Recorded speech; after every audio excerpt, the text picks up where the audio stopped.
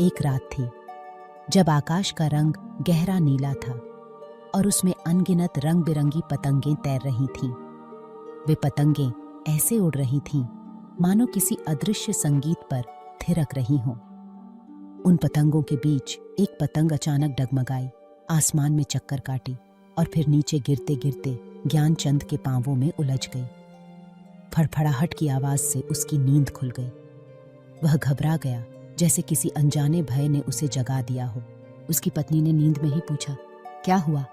ज्ञानचंद कुछ पल चुप रहा, फिर बोला, कुछ विशेष, पर अच्छा या बुरा अभी नहीं कह सकता।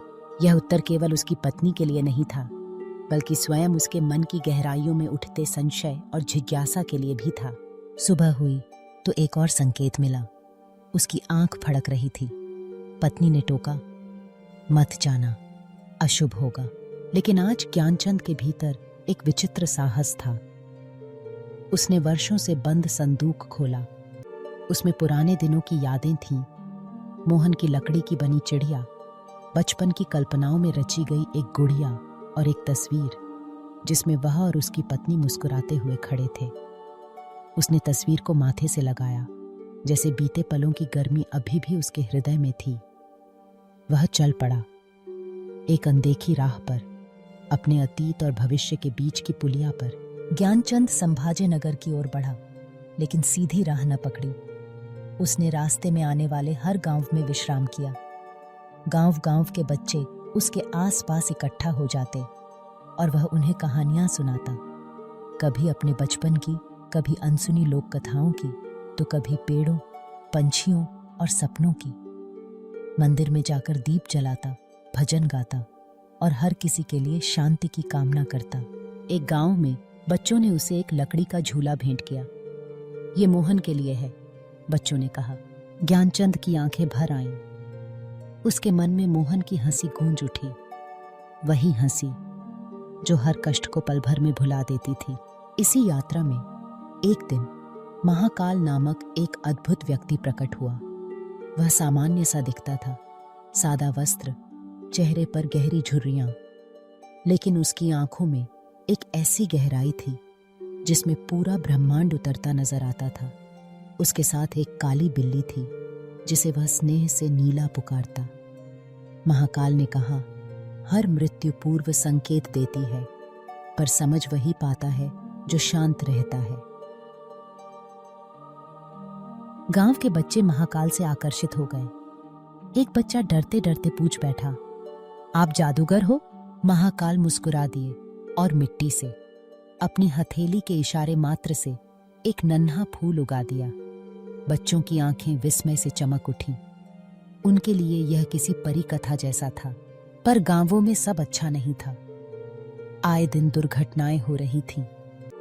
कभी कोई बीमार हो जाता, कभी किसी के घर में आग लग जाती, तो कहीं कोई अकस्मात मृत्यु हो जाती। ज्ञानचंद परेशान हो गया।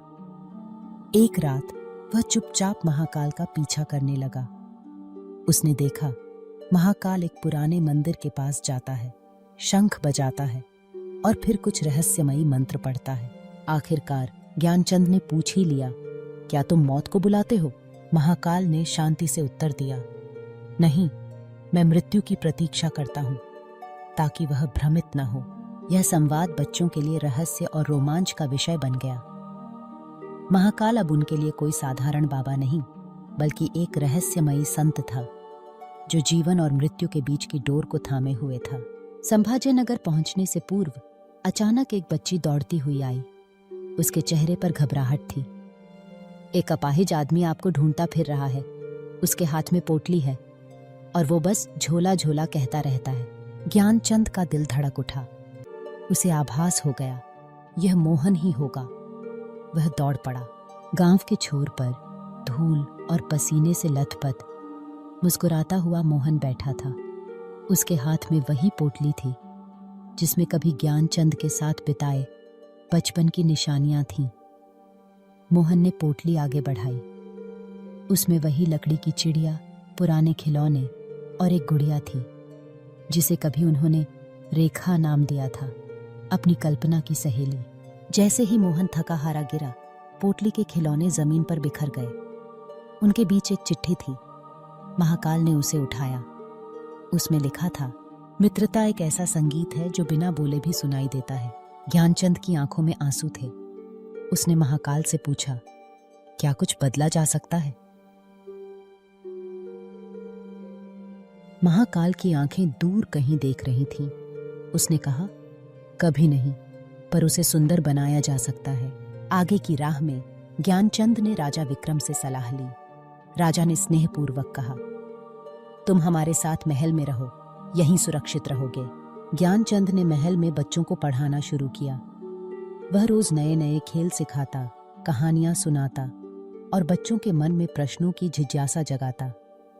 उसने एक गुल्लक बनाई, मोहन की याद में, जिसमें बच्चे अपनी मर्जी से पैसे डालते। हर महीने इन पैसों से गरीब बच्चों को खिलौने, कपड़े और किताबें दी जाती। समय बीतता गया। ज्ञानचंद का नाम सबकी जुबान पर था। बच्चों के मन में उसके लिए अपार स्नेह था। पर एक रात कुछ अद्भुत घटित हुआ।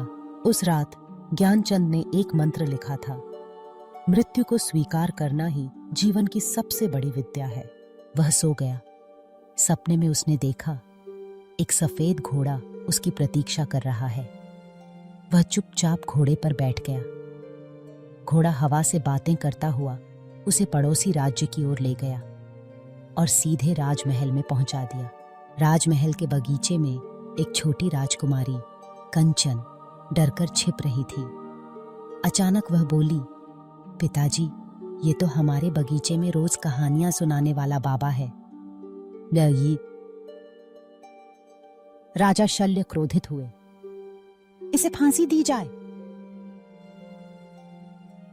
रानी रत्नप्रभा ने कहा, जो नियति के सामने खड़ा हो सके वो ही सच्चा वीर है। राजा ने निर्णय लिया, इसे सूत के धागे से फांसी दो। बच्चों के लिए यह दृश्य किसी अजूबे से कम न था। सारे सैनिक हंसने लगे। धागा फटेगा ही और बाबा बच जाएगा। पर जब फांसी दी गई, सूत का धागा टूट गया, लेकिन फंदा ज्ञानचंद की गर्दन को घायल कर गया। ज्ञानचंद की देह गिर पड़ी और उसका झोला खुल गया। सारे खिलौने, वह कंठमाला और वही चिट्ठी फिर से जमीन पर बिखर गई। महाकाल ने चिट्ठी उठाई। उसमें लिखा था, यदि मृत्यु भी प्रेम से टकरा जाए तो उसे भी झुकना पड़ता है। राजा विक्रम, राजा शल्य और रानी रत्नप्रभा तीनों ने मिलकर अंतिम संस्कार में भाग लिया। कंचन, वह छोटी राजकुमारी, अब सब कुछ समझ चुकी थी। उसकी आंखों में आंसू थे, पर उनमें एक नई चमक थी। उसने प्रण किया, मैं बड़ी होकर ऐसी कहानियां बच्चों को सुनाऊंगी जिसमें कोई ज्ञानचंद न भूले। सपनों के धागे, मासूम खिलौने और भावनाओं से लिपटी चिट्ठियां, ये सब बच्चों के मन में गहरे उतर गए। महाकाल अब बच्चों के लिए केवल रहस्यमयी बाबा नहीं, बल्कि एक मार्गदर्शक बन गया, जिसने उन्हें जीवन और मृत्यु का अर्थ समझाया। मित्रता, मोहन और ज्ञानचंद की मित्रता, बिना शब्दों के, बिना शर्तों के, जीवन भर साथ निभाने वाली।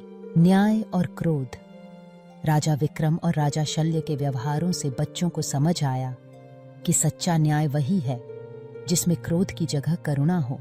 मृत्यु का दर्शन अब बच्चों के लिए डराने वाला नहीं, बल्कि समझने और स्वीकार करने योग्य सत्य था। ज्ञानचंद की कहानी बच्चों के लिए एक नई नैतिक शिक्षा छोड़ गई। मित्रता की डोर यदि सच्ची हो तो वह मृत्यु के फंदे से भी मजबूत होती है। वर्तमान को सुंदर बनाओ, भविष्य स्वतः ही संवर जाएगा। इसी के साथ ज्ञानचंद की यात्रा पूरी होती है। उसकी स्मृतियां बच्चों के मन में अनगिनत कहानियों के रूप में जीवित रहती हैं। कभी किसी गांव के मंदिर में, तो कभी किसी बगीचे के किनारे। जब भी कोई बच्चा किसी पुराने खिलौने को छूता है या किसी दोस्त की याद में आंखें भर आती हैं, तब ज्ञानचंद की कहानी फिर से जी उठती है। यह कहानी जीवन के सबसे सहज, सबसे गहरे और सबसे सुंदर भावों को सिखाती है। दोस्ती, प्रेम, दया और मृत्यु को स्वीकार करने का साहस। क्योंकि जीवन की सबसे बड़ी विद्या यही है, हर पल को प्रेम और मित्रता से सुंदर बनाना, ताकि जब अंत आए वह भी झुक जाए। इस तरह नीले आकाश में उड़ती पतंगें, बिखरे हुए खिलौने और मासूम चिट्ठियां, सब मिलकर बच्चों के मन में नई सोच, नई संवेदना और नई उम्मीद बोते हैं, क्योंकि हर कहानी का अंत एक नई कहानी की शुरुआत है। और ज्ञानचंद की कहानी हमेशा के लिए उन बच्चों के हृदय में बस जाती है जो सपनों, संवादों और मित्रता की भाषा समझते हैं।